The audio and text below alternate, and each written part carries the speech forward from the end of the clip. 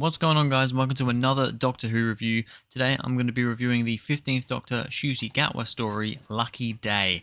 So it is Series 15, Episode 4, Lucky Day here. By the way, if you can hear my dog in the background, he's just next to me playing with a toy, so you may hear a little bit of a collar like jingling or something every now and again, so sorry about that.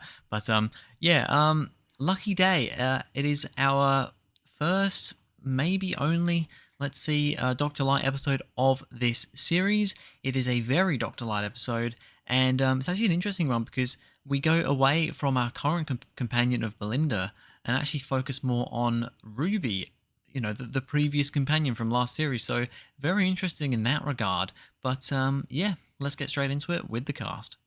Ncuti Gatwa as the Doctor. So, like I said, it's a Doctor Light episode. The Doctor is not in this one very much. I will briefly talk about him though, because Ncuti, especially at the end of this episode, has a really great moment with Conrad in the TARDIS. We'll get to that later on, of course, but a very serious moment where he has a chat with Conrad, and yeah, like one of Ncuti's best moments as the Doctor so far. I think he has that menacing feel in his performance there. It's just a really good performance by Ncuti in that scene.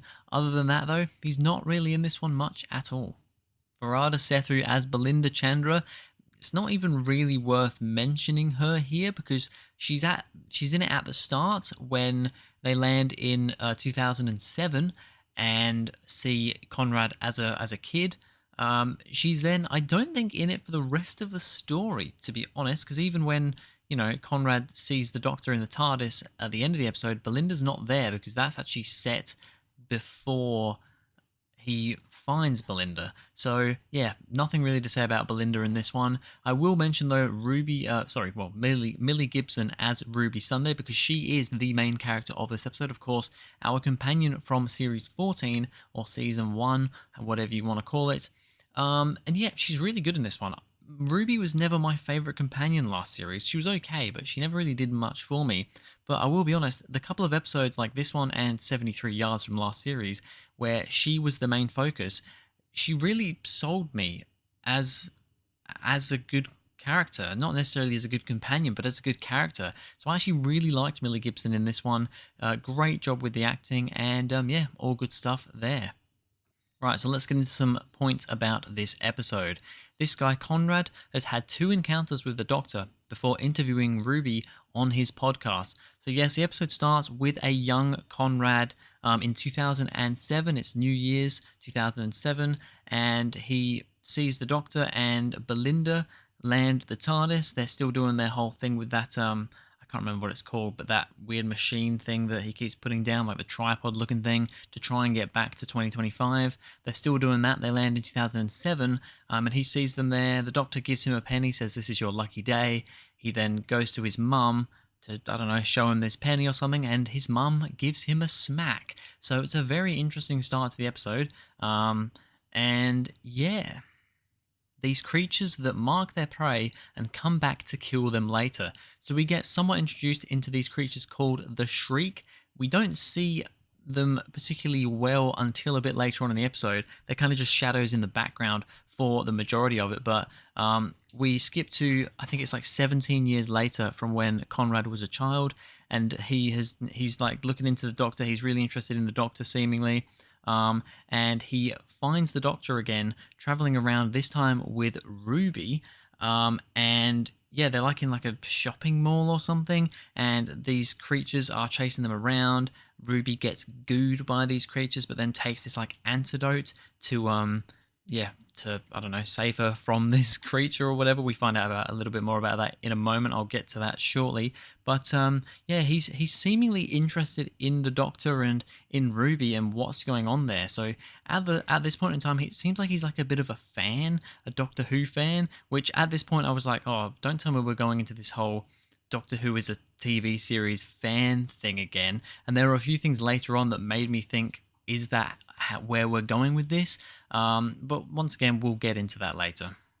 Yeah, so just talking once again about those creatures, they kind of goo you with this like green goo, which apparently marks you, and then they'll come back and kill you later on. But then the Doctor has this kind of medicine that you can take to yeah, to stop them from hunting you down, basically. So Ruby gets good. She takes this kind of antidote thing, and she's no longer being chased by the monsters. Ruby is paranoid after everything she went through with the Doctor. So yeah, Conrad and Ruby start to kind of get a bit of a relationship going. You know, they seem to really like each other. Ruby hasn't had a boyfriend in a long time by the sounds of it, and she's really getting to like him. He really likes her. They get into a bit of a relationship. They go down to this pub, which looks like the same pub as in 73 Yards. I don't think it's supposed to be, but they've obviously just used like the same set or whatever. I just thought that was interesting. But yeah, there's some weird stuff going on here because it's mentioned when the Doctor and Ruby are trying to get away from those shriek creatures that they kind of disrupt like electricity, so like lights start to flicker and stuff. And yeah, I think at that same point actually when Conrad was back watching watching the Doctor and Ruby, he also gets gooed at that point, or maybe it's at another point. Ruby gives, I think it's at a different point actually, isn't it? It's a bit later on, but Ruby gives him the kind of medicine to stop him from being hunted down. But he doesn't take the medicine. He didn't tell Ruby until later on, but he didn't take the medicine because he was trying to be brave, trying to be like the Doctor. But now, yeah, they're at this pub. The lights are flickering. Ruby thinks that there's something going on here, but units have supposedly taken this shriek thing. They have it locked up inside their vault. So, you know, it's not out and about, so it shouldn't be a problem. So she just thinks, am I being paranoid here? Is it kind of just PTSD? Conrad is part of a group of people that believe aliens aren't real and units are hiding something. So here's the twist in the episode, and I'll be honest, I personally think this came a little bit out of nowhere. The vibe we've been getting from this the entire time is that Conrad is, you know, he met the Doctor as a young child. The very start of this story, I was getting like Love and Monsters vibes. I was thinking, is this going to be like a Love and Monsters sort of story here? Turns out that's not the case, but I don't really understand why. Some people have said they could see the twist coming. Maybe I'm just stupid or I just don't see things, but I didn't really see it coming personally. And it was just a bit random. Like, I don't understand the reasoning for Conrad not believing in aliens, hating the Doctor so much, seemingly, because he just meets the Doctor as a young child. Doctor gives him, he's really nice to him, gives him this coin. Yes, he gets smacked by his mum, but it's got nothing to do with the Doctor. Then, yeah, finds him later on with Ruby and these creatures. He sees the creatures himself. He gets gooed himself, but still doesn't then believe in aliens and thinks that UNIT are hiding something, because he obviously knows, people know that UNIT kind of have these things down in their, you know, in their headquarters, in their basement. They have supposedly these monsters, but he thinks that, and he's with this whole group that think it's all a lie and UNIT are hiding something. Yeah, it was a bit of a weird shift for me.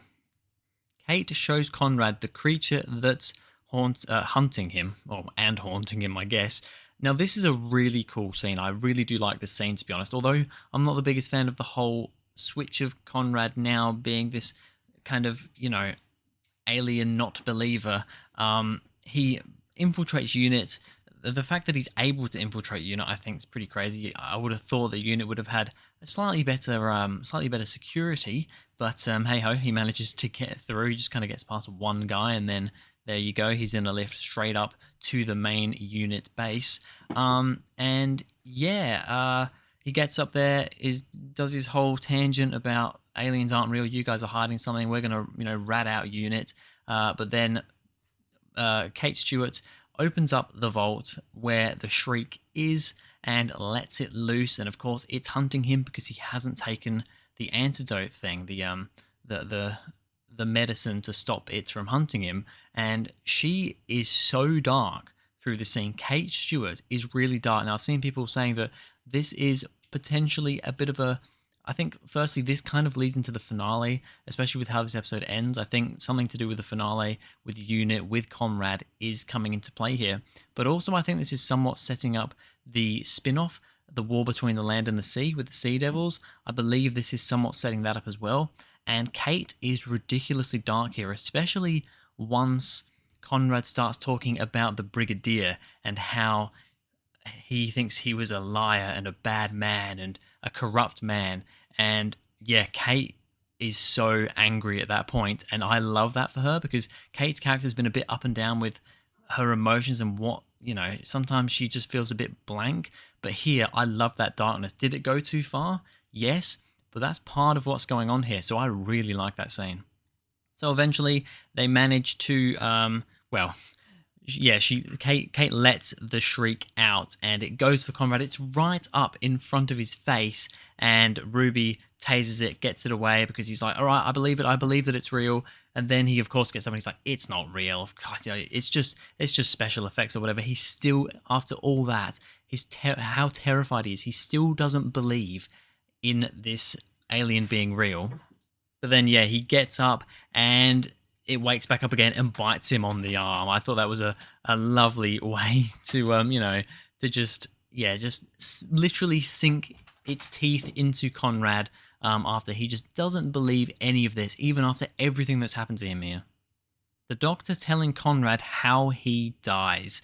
So, yeah, then we have this moment where Conrad gets imprisoned. He's in a prison, but then all of a sudden he's like transported. He randomly finds himself in the TARDIS with the Doctor, confronts the Doctor. The Doctor basically has a little chat to him and tells him how much of an asshole he is.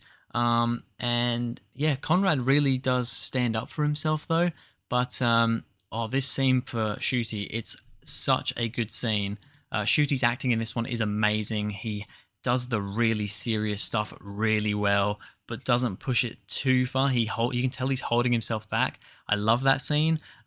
It's weird to know, is the Doctor actually there? Because the Doctor kind of just clicks his fingers at the end, and all of a sudden Conrad's back in the prison again. I'm not sure exactly how that works, but it's a really good scene nonetheless. And then finally, Mrs. Flood gets Conrad out of prison. Yes, the episode ends, as it often does, with Mrs. Flood, and she seemingly is working at the prison now, and she has the keys and she's gonna let Conrad out, and I think that is setting up the finale. So once again, who is Mrs. Flood? What is going on here? She's obviously somewhat working with Conrad here, so really interested to see where that goes. I'm pretty confident that this series we will get an answer as to who Mrs. Flood is. So that is that for Lucky Day, an episode that was very different to other episodes. For sure, it's a bit of a weird one. For a rating out of 10, at the moment I'm going to give it a 7 out of 10. It kind of sits around about the same position as The Well for me at the moment. I like what it was doing, but it was a bit weird and some things didn't really make a whole lot of sense to me. But yeah, it was definitely exciting. It's, once again, I think it's another one of these episodes that's gonna set up the finale and could potentially get better or worse depending on how the finale pans out. So yeah, for now I'm gonna give it a 7 out of 10, but a relatively decent episode. I enjoyed it. Pacing was relatively good, but some of the twists I thought were a bit random and didn't make a whole lot of sense, but yeah, on the most part, pretty good. But anyway, that's going to be it for this video, guys. Thank you very much for watching. If you enjoyed, please go ahead, like, and subscribe, and I'll see you guys in the next video.